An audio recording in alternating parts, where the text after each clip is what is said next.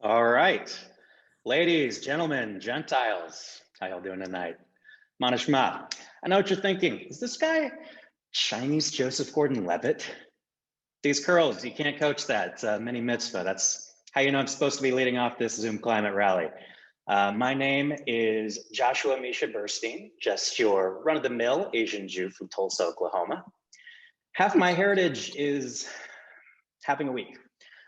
The other half experienced biblical levels of persecution for centuries, and now I also got those hot new hate crimes to deal with. So it's hard. It's hard to tackle tough issues in a positive, empowering light, which is why I've spent the last decade working on positive messaging for that Obama guy and talking about challenges like systemic racism and climate disaster in ways that don't make you feel sad. So, folks, here's the deal. We need you to help introduce the climate movement with the Jewish guilt trip. So this community for 5,782 years has been dedicated to service and community. So we invite you to introduce yourselves in this chat. Please add your name, pronouns, location, if you're with a group. Then share with us all one word that describes how you're feeling right now. I'll go first. I feel anxiety. Again, that's how you know I'm Jewish. So here is a quick Zoom for Bubbies tutorial to make sure we're all getting the most out of tonight's program. In the upper right corner of your Zoom video window, select speaker view to best see the main speaker. We encourage you to have your video on to increase the community feel, but if the connection is slow, try turning off video to save that bandwidth.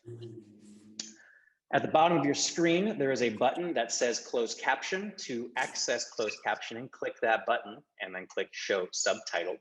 And please note that we are recording tonight's program as well and streaming it on Facebook Live. Consider inviting your friends by sharing this event on Facebook right now. There's a link in the chat. And wear a jacket, you'll freeze out there.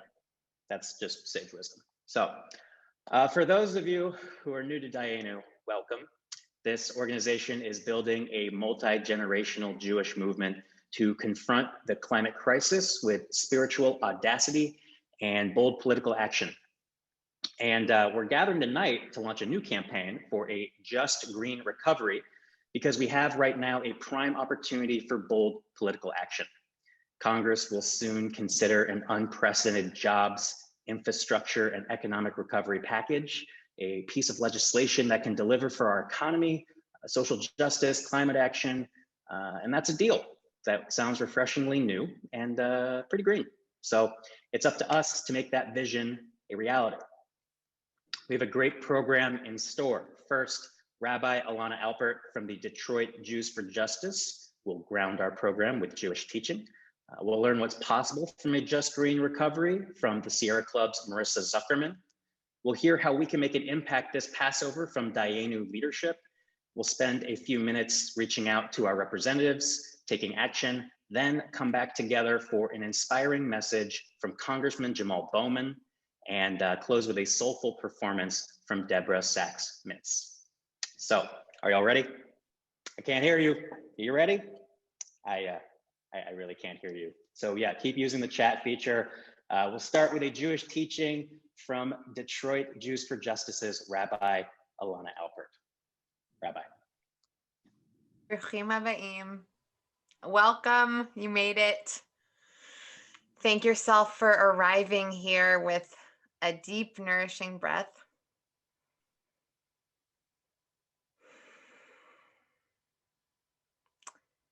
You have arrived to this place that we are creating together, a community in the cloud.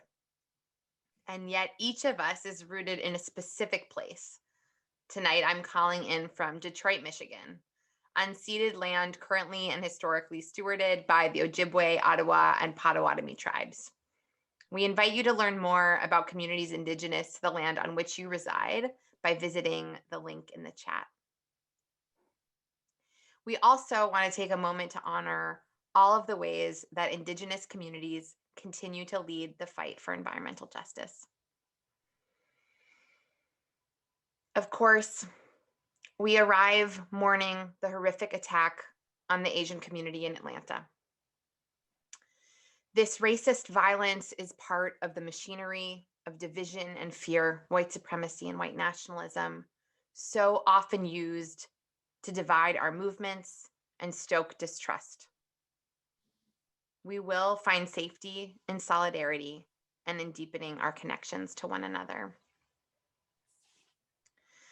For our kavanah tonight, I offer the words of Detroit's Asian American revolutionary philosopher, Grace Lee Boggs. She asks us, what time is it on the clock of the world? What time is it on the clock of the world? It's clear to all of us here that it is time to call out Dayenu. Enough of exploitative policies and practices that put the most vulnerable of us in even more danger.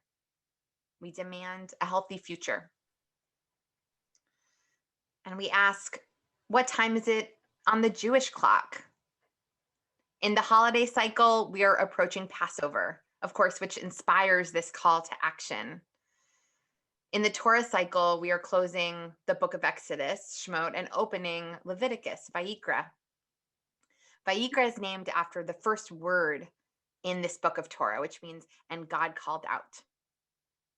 This week, 81 years ago, the Rabbi of the Warsaw Ghetto, Kalonymus Shapira, explored the practice of calling out.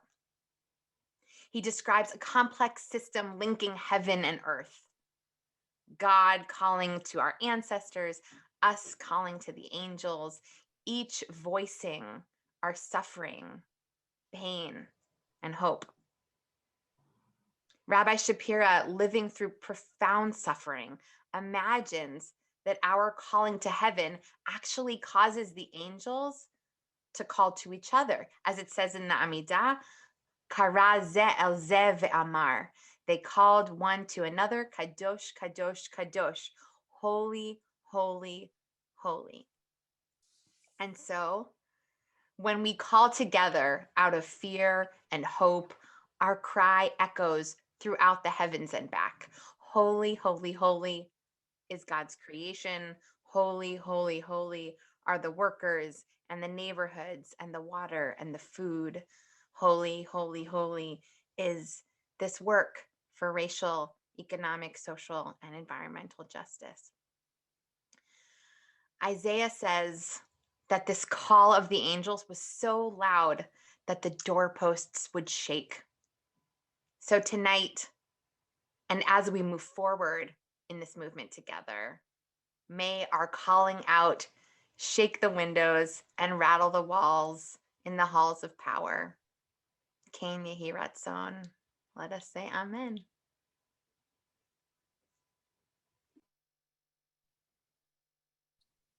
Thank you, Rabbi. We're so glad to have Detroit Jews for Justice and so many other Jewish organizations as partners for this event and action. I believe stronger together was the phrase. So I also appreciate her words for Indigenous and AAPI communities. The bonds shared by Jewish, and Hebrewese communities is a fierce loyalty to family, which is also why during this campaign, Dayenu is working with groups of all religions, races, and creeds, covering the cross sections of the climate, economic, and racial justice movements like the Sierra Club. We're lucky to have Morrisa Zuckerman from the Sierra Club to share the latest research on what investments and policies are necessary to realize a brighter future. So let's all agree that expecting every Jewish American to find the Afikoman is not a great long-term economic strategy. So Morrisa is a talented organizer who founded the Sunrise Bay Area chapter and has particular expertise in faith-based activism. It's my pleasure to welcome Morrisa. Thanks, Josh. Hi, everyone. Again, my name is Morrisa Zuckerman. I use she, her pronouns, and I live in Oakland, California, on occupied Ohlone land. And first, thank you so much to Dayenu for inviting me to speak tonight. It's really an honor to be here with all of you. I am a senior online organizer with the Sierra Club, and I work on our campaign that focuses on the Green New Deal and the Thrive Agenda, which I'm going to tell you a bit about tonight. So like Josh said, we are in a particularly crucial moment right now. We're exactly 1 year into COVID, which came layered on top of the existing pandemics of racism, income inequality, and of course, the climate crisis, and the list goes on. We are really up against a lot. And right now, at this moment, more than 10 million people are out of work. Unemployment among low-income households in particular is hovering around Great Depression levels. Job losses from COVID have been particularly acute for women, and the unemployment rate for Black and Latinx workers remains more than 50% higher than for white workers. Now, I do know I don't need to tell anyone it's been a hard, horrible year. We're all living through it, and we've all been forced to deal with things that were unimaginable such a short time ago, which I think makes the light on the horizon now with Biden in the White House and vaccine distribution ramping up all the sweeter. And I bet I might not be alone at having said lately, I just can't wait until things go back to normal. Has anyone else said that lately, maybe, or started making lists of things that you're gonna do once you and your family are vaccinated, once things are back to normal? I know I have. The thing is, we can't quite do that. We must not go back to normal. Normal is deadly. Normal is unacceptable, and it is unlivable. And this normal was fundamentally unjust and unhealthy and unstable. And thanks to decades of these normal conditions, millions of people, again, particularly Black and Latinx and Indigenous communities, but also in poor white communities, and increasingly even in wealthier and whiter communities, millions of people every day breathe in deadly air pollution, face the growing risks from the climate crisis that we're seeing more and more of with each passing day. People are crippled by debt or falling behind on their rent and having to make these impossible choices between staying in their home or paying medical bills or putting food on the table. So we need to commit right now that we are not going back to that normal. And like was mentioned, last week, Congress passed the American Rescue Plan, this ambitious package that will provide the type of immediate relief that is so desperately needed right now. So these are the $1,400 checks, the money to keep local governments afloat, funding for vaccine distribution, things like that. And it will pull us back from the brink and get us a bit closer to that pre-pandemic status quo. But now we have the opportunity and the obligation to go farther, or as Dayenu says, to close the gap between the world as it is and the world that we want. So tonight, I want to invite you to imagine with me for a moment, what if we could really do that? We have so much work to do and so much work that needs doing in our society and so many people who need jobs.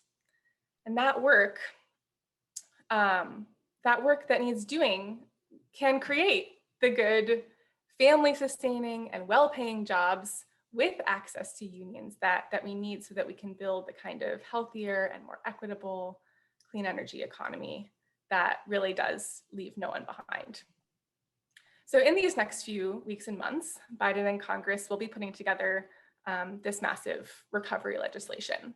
We're talking here about economic stimulus that could be the largest investment in clean energy and transportation in US history.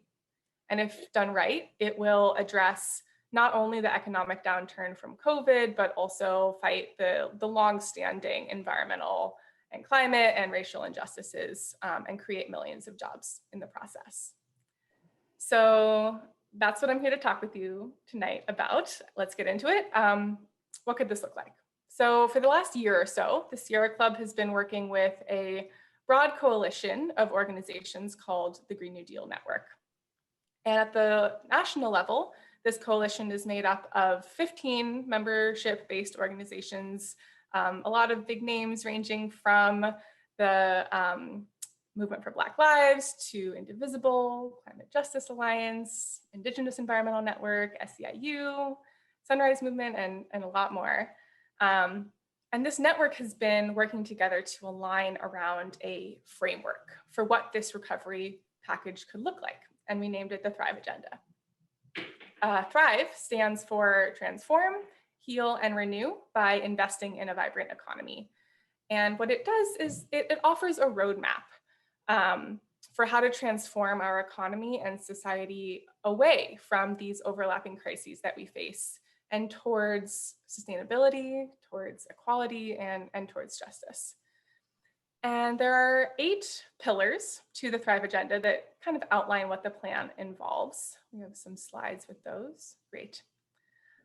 I'm not going to go into each pillar in too much detail. To be honest, every one of these could be their own hour-long webinar or more, but you can find descriptions of each one and what it involves on the website, thriveagenda.org, and I'll also make sure that we send that out in a follow-up email. These are the first 4, and it starts with creating jobs, good, safe jobs, building the power of workers, making sure that investments go to the Black and Brown and Indigenous communities that have borne the brunt of these impacts. It talks about strengthening and healing nation-to-nation relationships with sovereign Native nations. And next slide, please. Whoops, one back. There we go. It talks about combating environmental injustice, averting climate catastrophe, ensuring fairness for those who are going to be impacted by these coming transitions, and really reinvesting in the public institutions that we need to make this possible. Now, this sounds like a lot. I'm very aware every time we go through just how big this is, and that's on purpose. Scientists have told us in no uncertain terms, time and time again, that we need to fight these crises at the scale and speed that they demand. And we see every day that intersectional challenges require intersectional solutions. So now here's the exciting part. Next slide, please. There is a groundbreaking new report from the Sierra Club with new economic modeling from the Political Economy Research Institute that shows that by investing $1 trillion per year for a decade, an economic renewal plan based on the Thrive Agenda would not only create, but create and sustain over 15 million good jobs, enough to end the unemployment crisis, while also countering systemic racism, supporting public health, and cutting climate pollution nearly in half by 2030. And that includes over 5 million jobs to upgrade our infrastructure for clean water and transportation. It includes over 4 million jobs to expand renewable energy and energy efficiency. It's nearly another 4 million jobs to restore wetlands and support regenerative agriculture, as well as over 2 million jobs to invest in care for children and the elderly, among others. And these are big numbers. That's a lot of jobs. And that price tag that I threw out there earlier, $1 trillion for 10 years, that's big too. But I want to put it in perspective for you a little bit. The US committed to spending $6 trillion in March and April of 2020 alone. And of course, that price tag is far less than the cost of doing nothing, while also creating these jobs that we need and that will stimulate the economy for everyday people who need jobs. And notably, this part is really important. It also projects the quality and demographic distribution of these jobs, broken down by race, gender, wage, benefits, union density, and sector. And this is really critical because if these investments aren't implemented with strong labor and equity standards, then the report also shows that without those, the stimulus package would create millions of non-labor, lower wage jobs for predominantly white men. So we need these wage and benefit standards. We need equitable hiring practices and targeted investments in frontline communities to make sure that it's done right.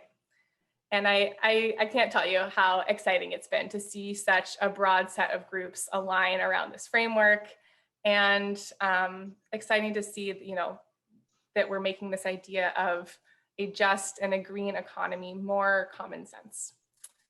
And it's not coming a moment too soon. Work is starting on this economic stimulus package. And right now we have this critical opportunity to push as hard as we can for to make sure that the ultimate recovery plan looks as much like Thrive as possible. And we're going to hear more in a moment about how each of us can help build that pressure in the coming days and weeks and maybe even months. So for now, I will close here and thank you all again for being with me here tonight. And thank you in advance for your advocacy, for your vision and your creativity, and really the determination and the courage to look out from this narrow place that we are in right now towards the future that we all need and that we all deserve. So thank you, and I will pass it back to Josh now. Thank you, Morrisa. And feel free to share responses in the chat to what she just shared. What are you most excited to address? Clean energy, jobs, stewardship, justice. And we'll be hearing from Congressman Bowman in just a few minutes. Stay tuned. Because climate issues, oh, there's the poll, cool. Climate issues go beyond politics, but demand political action. So we need reps like Congressman Bowman on the Hill. And as such, I personally hosted a few Shabbat for Baracks back in my day, bagels for Biden, brisket for Bernie, challah for Kamala, kugel for Klobuchar. But bigger than politic is the role of citizen service, and that's very Jewish. So we are now introducing the team at Dayenu to detail how we put our values into action. First, we'll hear from Dayenu founder and CEO, Rabbi Jennie Rosenn, who will touch on why now is the moment to raise our voices. And Dayenu DC Director, Dalia Rockowitz, will walk us through a fun and festive action that you can take to get the most out of your Seder. So, Rabbi, take it away. Thanks, Josh. It's really wonderful to be here with all of you in these days leading up to Passover. And thank you for joining us for this digital rally that is kicking off the Jewish community's campaign for a just green recovery. As Josh said earlier, Dayenu is mobilizing the American Jewish community to confront the climate crisis with spiritual audacity and bold political action. And we are thrilled to be joined by 25 partner organizations and all of you tonight, because this is really one of those pivotal moments for bold political action. I think as Morrisa was speaking, it is difficult to overstate the transformational potential of the next few months. We know that to avert the most devastating impacts of the climate crisis, we need to reach net zero emissions well before 2050, while building a just, equitable, and green energy economy. Sort of a basic baseline that we hear over and over again. But the truth is, because we've already dumped so much greenhouse gas into the atmosphere over the past few decades, our runway is actually very short. We're already quite behind. So it really comes down to the next 10 years, which depends on what we put into motion in the coming year. So right now is the moment. Right now, in response to the intersection crises that we face as a nation and from the devastation that's wrought by the pandemic, we're being given what can only be described as a historic opportunity to put things into motion.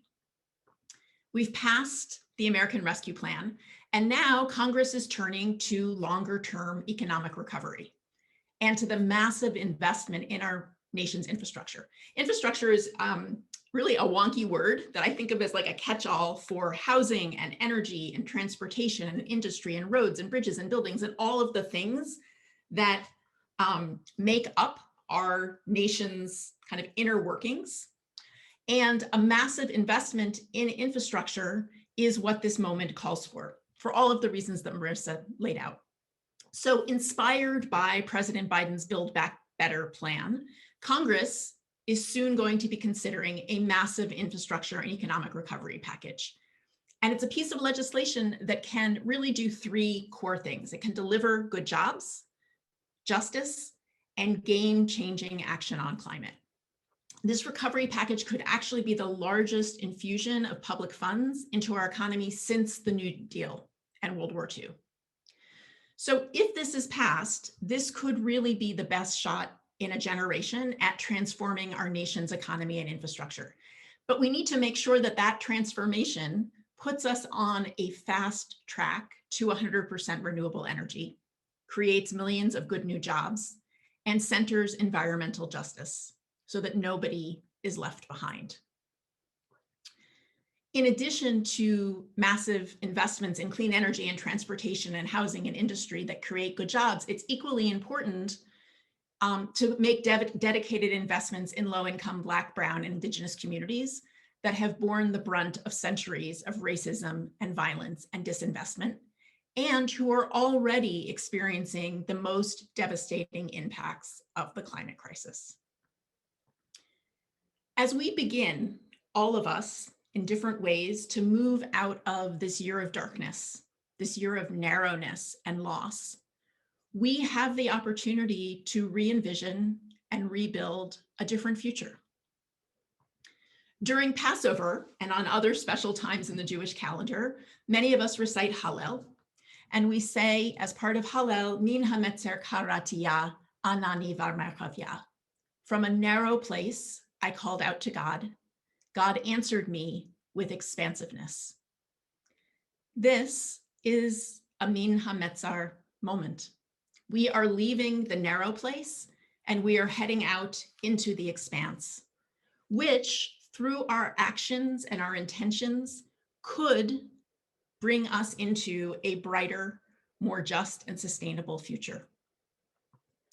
As you heard in Washington, DC right now, negotiations are beginning to unfold about what will be included in the recovery legislation and how large that investment will be.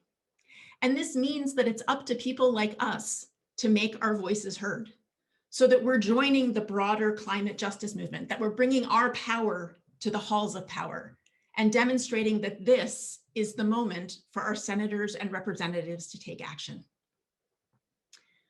When we recite Min hametzar, we call on God, but we also know that we have tremendous power within and among ourselves to create change. And the story of our exodus from slavery to freedom is a story of organizing. It's a story of collective power. And it doesn't end after we cross the sea. While wandering in the desert, God says to us, Lo b'shamayim hi, it is not in heaven. No, it is in your hands and in your hearts, and you can do it. Our collective future is in our hands. Over the course of the Just Green Recovery campaign, there'll be many opportunities to take action in different ways as events unfold, as new strategic moments emerge. Tonight is really just the beginning, but it's a critical beginning, which is why we're calling it a kickoff. And it's really my pleasure to now turn things over to my colleague, Dalia Rockowitz, Dayenu's Washington director, who will walk us through the first action of this campaign. Great. Thank you, Jennie. I have the really fun part of talking about tonight's action. And in just a second, we will share a link in the chat on how to navigate to the action. But I want you to stay with me for just a minute and I'll talk you through how it works. So right now on your screen, you're getting a preview of what to expect when you arrive on the action page. You'll scroll down to the bottom and you'll see this form asking for your name and contact information. Once you complete the form, the system will recognize your location and it will list your member of Congress. So you can rest assured that it's found where you are.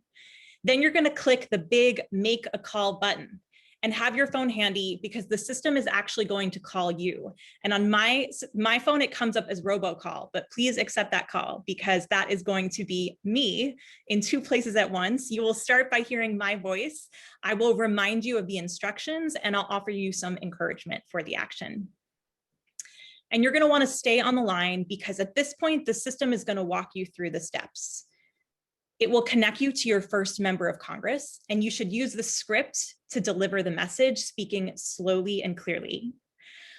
Our hope is that with this script, you will make this a singing telegram, and you'll end your message with a rousing rendition of the chorus of Dayenu.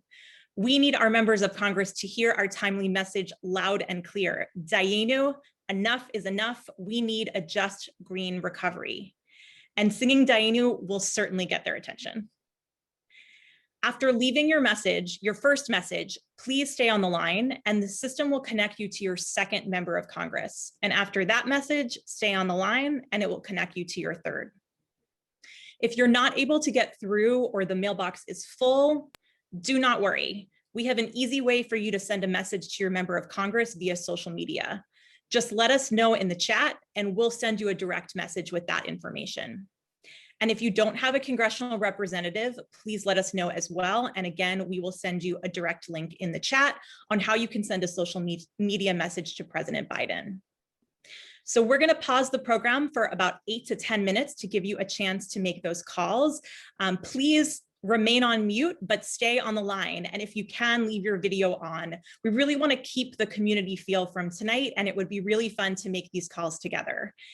And also feel free to share updates in the chat. If you were able to successfully leave a message, if you harmonized on the Dayenu chorus, please keep us posted.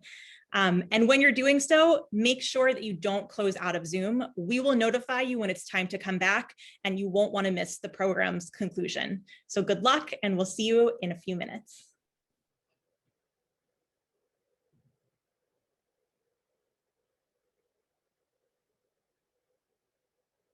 All right. Thanks, team, and welcome back. I invite you all to complete the poll on how it went. Now, would you please encourage the people you love to take action between now and the end of Passover? Can you recruit 3 friends, there's the poll, to send along a singing telegram? My voice does not go any higher or lower than this, but you know, saving the world is worth a singing telegram or 2. So if you're part of a Dayenu circle, make this your call to action for the next 2 weeks and set a goal for how many telegrams your circle will deliver. As we've heard, this is a critical moment for our policymakers to act. And who knows that better than a fresh member of Congress that's fired up and ready to go on a Green New Deal. So I have the unique pleasure of introducing Congressman Jamal Bowman, representing the Bronx and where our families both hail from, Yonkers. He's an educator, social justice activist, and the first climate mensch of the squad. So, Congressman Bowman.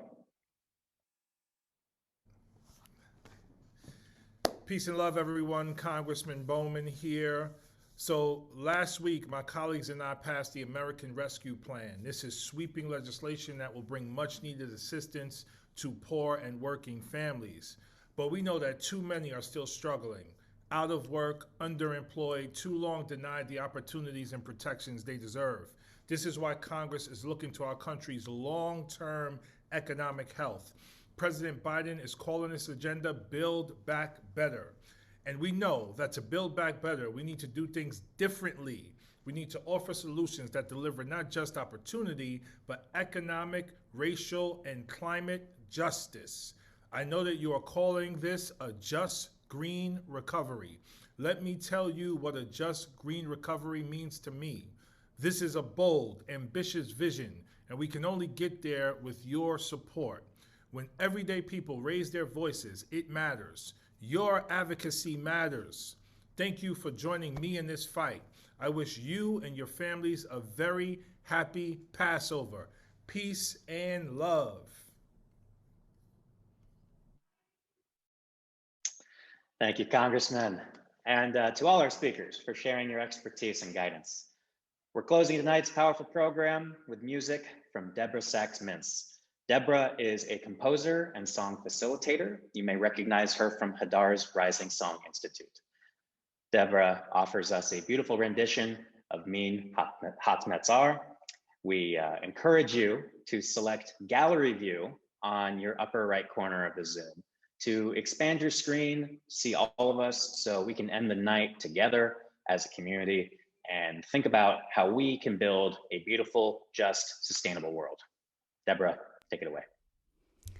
Beautiful. Thank you so much. And wow, it's such an honor and really so humbling to be here with so many incredible organizations that are coming together for such an important and significant cause.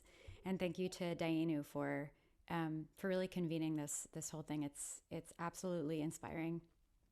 I want to call us back to Rabbi Alpert's opening kavanah, her opening invitation to us to consider the spiritual power of crying out, of calling out.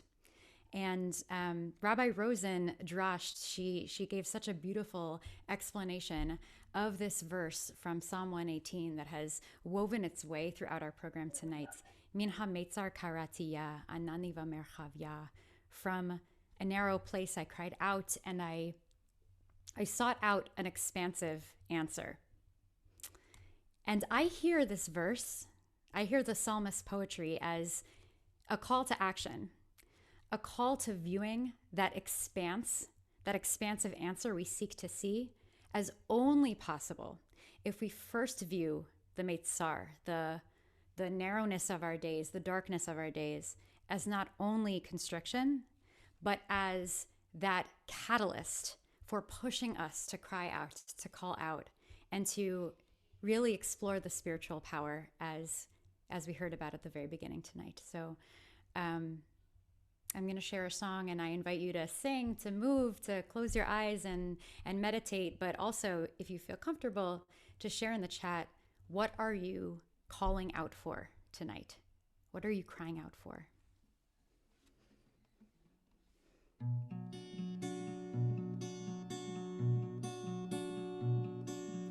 Min hametzar karatiya anani v'merchavia. Min hametzar karatiya anani v'merchavia.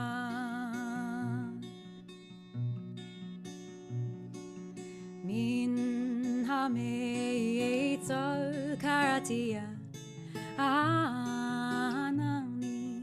v'merchavia.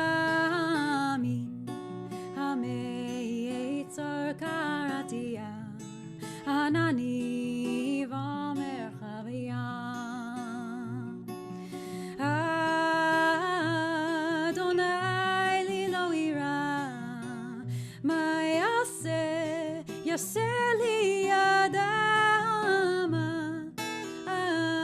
Adonai li lo ira, ma yaseh li adam. Adonai li lo ira, ma yaseh li adam. Adonai li lo ira, ma yaseh li adam. Oh, min hametzar karatiya anani v'merchavia. Min hametzar karatiya anani v'merchavia. Oh, Adonai li lo ira, ma yaseh li adam. Adonai li lo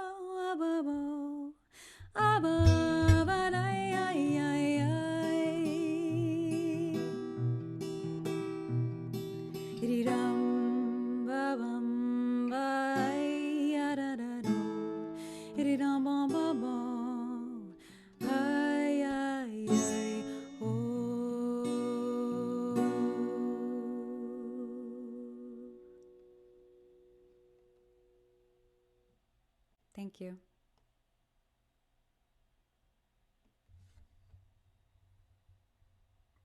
Thank you again for joining us tonight. Toda. While we often close our Seder with the aspirational next year in Jerusalem, I'll close by saying this year, a just green recovery. Happy Passover. Chag Sameach.